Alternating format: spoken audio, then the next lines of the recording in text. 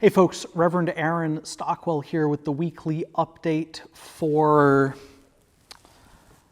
oh golly, one of those days, one of those weeks, one of those years, right? All right, weekly update for February 15th, 2021. Well, if we thought this year was going to be different, doesn't seem that way. More and more challenges. Man, if I had a nickel for every time I thought these are unprecedented times, I'd have several nickels by now, at least. The events from January 6th continue to shake me, continue to make me worried about our nation's democracy.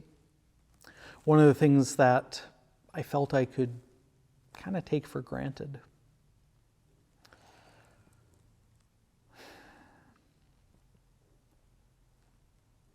So it's giving me hope.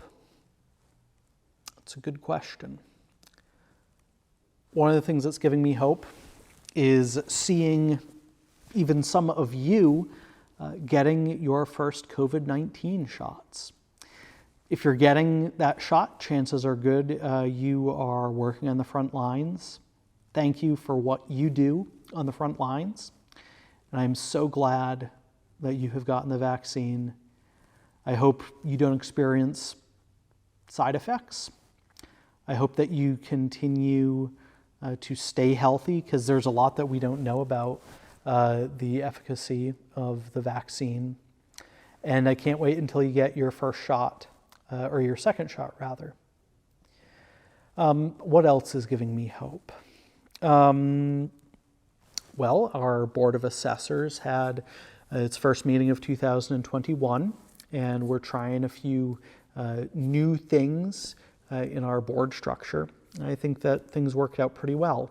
It is so good to work with the folks who are on the Board of Assessors. They are an incredibly committed group of individuals who are serving your congregation during probably one of the strangest years in the history of our congregation. So that is another thing that's giving me hope. Another thing that is giving me hope, or is at least bringing me joy, which is a good thing to talk about every now and then, is my dog. We'll try and put a picture maybe right there. We'll put a little picture up. That's Knox. N-O-X is what we named him. And he inspired a poem, which, as I say, it feels kind of strange. And I had written this poem for Sunday worship. But then after I filmed it, I thought, probably other stuff you could have prayed for. So I'll just read it right now for you. The poet Wendell Berry sometimes writes in a beautiful genre that he calls the Sabbath poem. He writes about that genre in one of the collections of these Sabbath poems, that he spends traditional Sabbaths in the old family church, unless the weather is good, and I love this next part, or even tolerable. Then he heads for the woods and fields near his home in Kentucky, and discovers the reality of the Sabbath and perhaps worship, just as much as he does sitting in a pew. So every now and then I'll write a Sabbath poem in that kind of line of thinking. I was walking my dog along the street where I live, and this is a new thing. For so long I have been a cat person, those wonderful creatures that crouch down low if you try to get them to go for a walk, indifferent to your presence in their life. So now I am a dog person, taking him on a walk down a street I've walked many times before. I sing a little song to him to get him to follow me. I don't know if it works. He trots along indifferent to the wide world around him. disregarding the news and caring about the politics of the day. Last Wednesday, I was glad that he didn't care about the uprising in D.C., though I cared about it. How do you explain to a dog about insurrection in our nation's capital? How do you explain the building or even the concept of a country? You cannot, of course. It's a fool's errand to explain politics to a dog.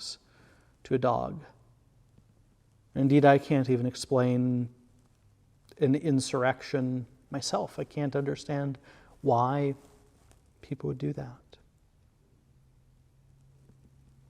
He trots along, head held high, confidently until he becomes laser focused on something. I don't see and I can't see what he's focusing on. He doesn't forget it, and he communicates the only way he knows how, with a bark and a bark and a bark. I lure him along with a treat. I look down, noticing humanity's impression on the earth, these sidewalks, trash, the rainbow sheen of oil in a puddle. I realize as we go that I have forgotten what the weather smells like. I missed the crisp autumnal air of the dried and the falling leaf, of the blue-black cold winter air, the pandemic mask covering my face. I note the ambulance turning toward the hospital. I hope that all who are ill and healing are safe. I remember that road also goes past the funeral home. I hope that all who are mourning are comforted. May I be gentle with myself. May I be gentle with others. And may we all be gentle with ourselves.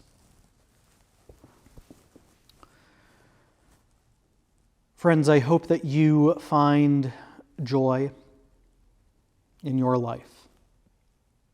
Could be a small joy, could be a big joy.